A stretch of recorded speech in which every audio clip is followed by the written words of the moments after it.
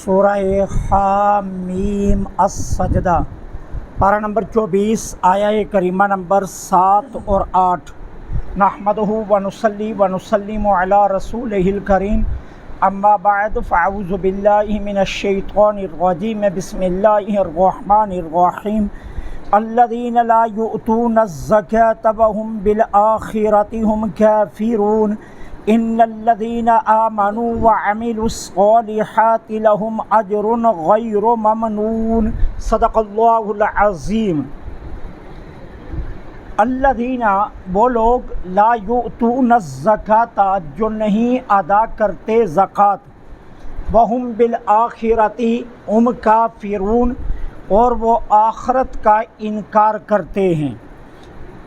ان الذین بے شک وہ لوگ آمنو جو ایمان لائے، وعملوا الصالحات اور اچھے اعمال کیے، لہم اجرن ان کے لیے اجر ہے، غیر ممنون جو کبھی ختم ہونے والا نہیں۔ اللہ جل سبحانہ و تعالی نے اس سے پچھلی آیہ کریمہ میں آخر پر یہ ارشاد فرمایا تھا ویل للمشرکین، کہ مشرکین کے لیے ہلاکت ہے۔ اب یہاں مشرکین کی علامات کو بیان کیا جا رہا ہے۔ مشرکین کون ہیں؟ وہ لوگ ہیں جو زکوٰۃ ادا نہیں کرتے۔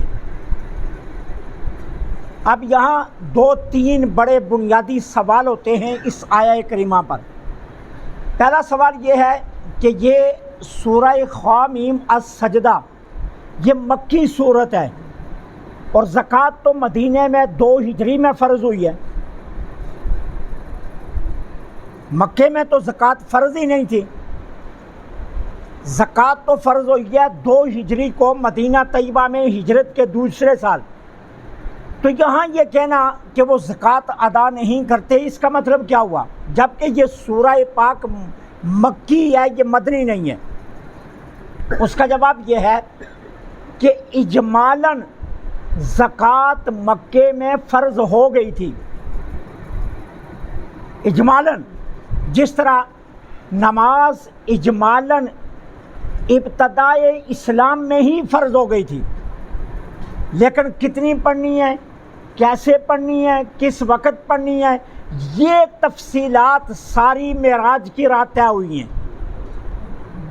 اسی طرح زکوٰۃ اجمالاً مکے میں فرض ہو گئی تھی، لیکن کتنے نصاب پر دینی ہے، کتنی دینی ہے، کتنی مدت کے بعد دینی ہے، کتنا عرصہ گزرے گا، اور کس کس چیز پر زکوٰۃ ہوگی، یہ تفصیلات مدینے میں 2 ہجری میں طے ہوئی ہیں۔ ایک معنی اس کا یہ ہے۔ دوسرا معنی یہ ہے کہ یہاں چونکہ حکم ہے ویل للمشرکین، تو ذکر تو مشرکین کا ہے، تو مفسرین کرام کہتے ہیں یہاں زکوٰۃ سے مراد کیا ہے؟ یہاں زکوٰۃ سے مراد نفس کی زکوٰۃ ہے، کہ نہ تو وہ ایمان لا کر اپنے ظاہر کو پاک کر رہے ہیں اور نہ وہ اپنے باطن کو پاک کر رہے ہیں۔ یہاں زکوٰۃ کا معنی پاکیزگی ہوگا۔ اور تیسرا اس کا جواب یہ ہے کہ یہاں زکوٰۃ سے معنی ہے صدقات و خیرات، کہ جو لوگ صدقات و خیرات نہیں دیتے ان کے لیے ہلاکت ہے، تباہی ہے، بربادی ہے۔ تو اسلام نے فرائض کے علاوہ بھی بندے کو حکم یہی دیا ہے کہ وہ اپنی مٹھی ہمیشہ کھلی رکھے، ہمیشہ دیتا رہے۔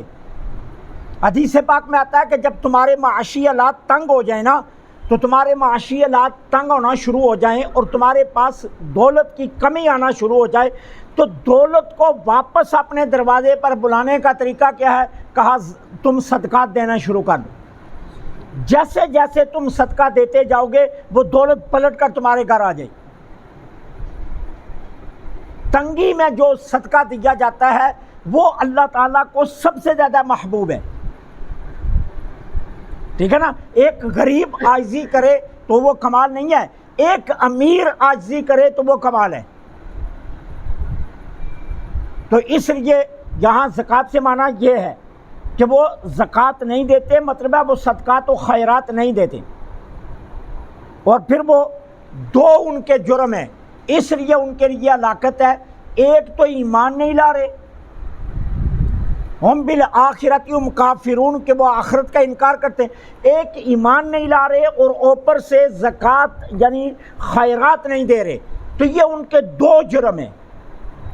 ان دو جرموں کی وجہ سے اللہ تعالیٰ فرما رہا ہے کہ ان کے لیے تباہی اور بربادی ہے۔ اب اس کے بعد کفار کی وعید کے بعد ایمان والوں کے لیے وعدہ ہے، کیا؟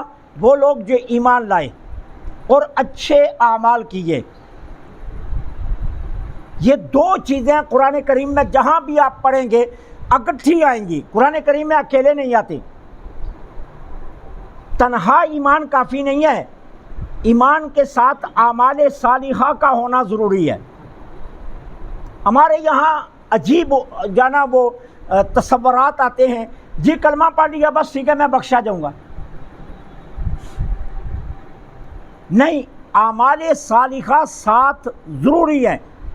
ہم سے صحابہ سے زیادہ دین کون سمجھ سکتا ہے؟ صحابہ سے زیادہ قرآن کو کون سمجھ سکتا ہے؟ صحابہ سے زیادہ افہام دین کون رکھ سکتا ہے؟ صحابہ کرام۔ اگر ایمان کافی ہوتا تو صحابہ تو جنگوں میں زخمی ہو کر ایک ایک جسم پر 18 پٹیاں باندھی ہوئی ہیں، لیکن اس کے باوجود نماز باجماعت پڑھیں۔ تو ان سے بہتر دین کو کون سمجھ سکتا ہے؟ اگر رعایت ہوتی نماز چھوڑنے کی تو صحابہ چھوڑتے، جو جنگوں میں زخمی ہونے کے باوجود اپنی نماز کو ترک نہیں کرتے۔ اسلام کے لیے سب سے بڑی قربانی جس ذات نے دیا اس کا نام ہے امام حسین۔ کتنی بڑی قربانی دی ہے، لیکن امام حسین بھی جب پورا جسم زخموں سے چکنا چور تھا اور پورا جسم کا حصہ خون بہہ رہا تھا، ادھر اذان جمعہ ہوئی اور ادھر حسین کا سر سجدے میں چلا گیا۔ تو یہ اعمال صالحہ لازم ہے۔ ہم یہ نہیں کہہ سکتے کہ بس میں نے کلمہ پڑھ لیا میرے پاس گارنٹی ہو گئی ہے، اب میں مسلمان جو ہے نا ہو گیا ہوں، اب جنت میری ہے، اب میں کم تولوں کم ناپوں، جھوٹ بولوں، فراڈ کروں، دھوکہ کروں، بے ایمانی کروں، دوسروں کے راستے روکوں، چغلی کروں، غیبت کروں، برائی بیان کروں، دوسروں کے عیب تلاش کرتے پھروں، دوسروں کو میں جو ہے نا کھنگالتا پھروں، اور کیا جی میں نے تو جنت میں جانا ہے، کیوں نہیں؟ میں نے جنت تو میری ہے، ٹھیک ہے نا؟ یہ نہیں ہے۔ اعمال صالحہ 7 شرطیں، جو لوگ ایمان لائے اور اچھے عمل کیے ان کے لیے اجر ہے نہ ختم ہونے والا۔ اب نہ ختم ہونے والے اجر کی 2 تفاسیر ہیں۔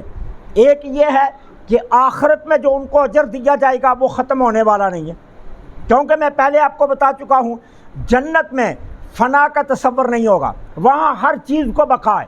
جو نعمت آپ کے پاس ہے وہ سدا رہے گی، وہ کبھی بھی نہ بوسیدہ ہوگی، نہ آپ سے واپس لی جائے گی، نہ پرانی ہوگی۔ آپ 30 سے 35 سال کی زندگی، 30 سے 35 سال کی درمیانی جوانی میں جنت میں جائیں گے، کروڑ سال کے بعد بھی آپ 35 سال کے ہی ہوں گے۔ آپ کی جوانی میں کوئی فنا نہیں آئے گا۔ جس محل میں آپ ٹھہریں گے کروڑ برس کے بعد بھی نہ تو اس کا روغن پرانا ہوگا، نہ رنگ پرانا ہوگا، نہ کوئی چیز پرانی ہوگی۔ وہاں فنا کا کوئی تصور نہیں ہے۔ تو یہاں کہا گیا کہ انہیں وہ انعام دیا جائے گا جو نہ ختم ہونے والا۔ اور دوسرا اس کا معنی یہ ہے کہ ایک انسان اپنی زندگی میں، اقامت میں، صحت میں، تندرستی میں جو نیک اعمال کرتا ہے، اگر یہ انسان حالت سفر میں چلا جائے یا بیمار ہو جائے تو حالت اقامت میں اور حالت صحت میں جتنے نیک اعمال کرتا تھا اب بیماری کی وجہ سے یا سفر کی وجہ سے نہیں بھی کر سکتا، اللہ تعالیٰ ان کا اجر بھی اسے دے گا۔ حضرت عقبہ بن عامر رضی اللہ تعالی عنہ کی مرویات میں سے یہ روایت ہے، جانے جانا صلی اللہ علیہ وسلم نے فرمایا کہ جب ایک بندہ بیمار ہوتا ہے اور وہ اعمال نہیں کر سکتا جو تندرستی میں، صحت میں کرتا تھا، تو اللہ تعالیٰ اس کے اعمال لکھنے والے فرشتوں کو کیا فرماتے ہیں؟ اے میرے ملائکہ، یہ جو صحت میں اعمال کرتا تھا اب اگر بیماری میں نہیں کر سکتا پھر بھی اس کا اجر میرے ذمہ کرم پر ہے، تم وہ اعمال بھی لکھتے رہو جو یہ اب نہیں کر سکتا۔ حضرت عون بن عبداللہ رضی اللہ تعالی عنہما سے بھی، وہ اپنے والد سے، وہ آگے اپنے دادا سے روایت کرتے ہیں، اور یہ تھوڑے تھوڑے الفاظوں کے فرق سے یہ حدیث پاک عبداللہ بن مسعود سے بھی منقول ہے، اور دیگر کئی صحابہ سے بھی یہ حدیث پاک، حضرت عبداللہ بن عمر سے بھی یہ حدیث روایت کی گئی ہے، مختلف کتابوں میں سندوں کی تبدیلی اور معمولی فرق کے ساتھ، کہ ایک دن جانا صلی اللہ علیہ وسلم صحابہ میں تشریف فرماتے، میرے آقا نے فرمایا ایک مومن کی بیماری پر تعجب کرنا یا ایک مومن کا بیماری پر بے قرار ہونا، سرکار نے فرمایا مجھے اس پر بڑا تعجب ہے کہ ایک مومن جب حالت بیماری میں بے قرار ہوتا ہے، حضور فرماتے ہیں مجھے اس پر بڑا تعجب ہے، اگر اسے پتہ چل جائے کہ بیماری پر اللہ اسے کتنا اجر دے رہا ہے تو وہ دعا کرے میں ساری زندگی بیمار رہوں۔ یہ حدیث ہے، وہ دعا کرے کہ میں ساری زندگی بیمار رہوں۔ اور پھر حضرت عون بن عبداللہ فرماتے پھر سرکار نے آسمان کی طرف سر انور کیا اور حضور مسکرا پڑے آسمان کی طرف دے کر۔ صحابہ کو تعجب ہوا، عرض کی جانا صلی اللہ علیہ وسلم ہمارے ماں باپ آپ پر قربان ہو جائیں، آپ آسمان کی طرف دیکھ کر کیا مسکرائے؟ فرمایا دو فرشتوں کے جھگڑے میں جھگڑا دیکھا تو میں مسکرا پڑا ہوں۔ جی وہ کیا؟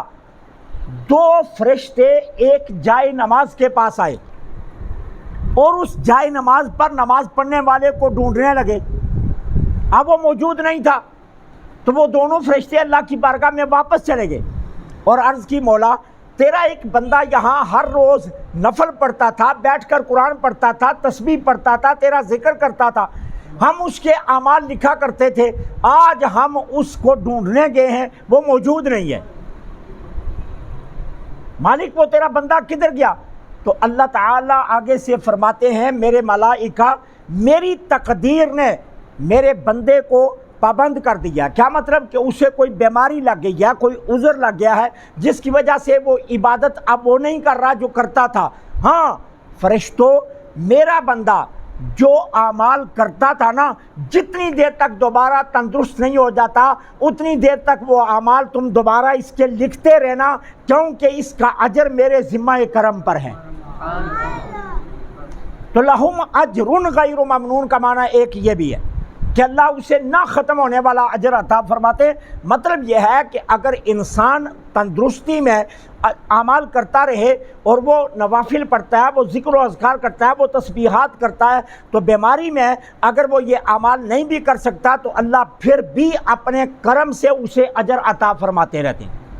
تو یہ ایمان والوں کے لیے وعید ہے، ایمان والوں کے لیے یہ وعدہ ہے، وعید کفار کے لیے ہوتی ہے، یہ وعدہ ہے ایمان والوں کے لیے۔ اور میرے آقا نے اس لیے مسکرا کر فرمایا کہ اللہ کا کتنا کرم ہے ایک ایمان والے کے لیے کہ آج وہ بندہ نہیں بیٹھا ہے تو ملائکہ اسے ڈھونڈ رہے ہیں اور نہیں ملتا تو اللہ تعالیٰ فرماتے ہیں اس کا اجر میرے ذمہ کرم پر ہے۔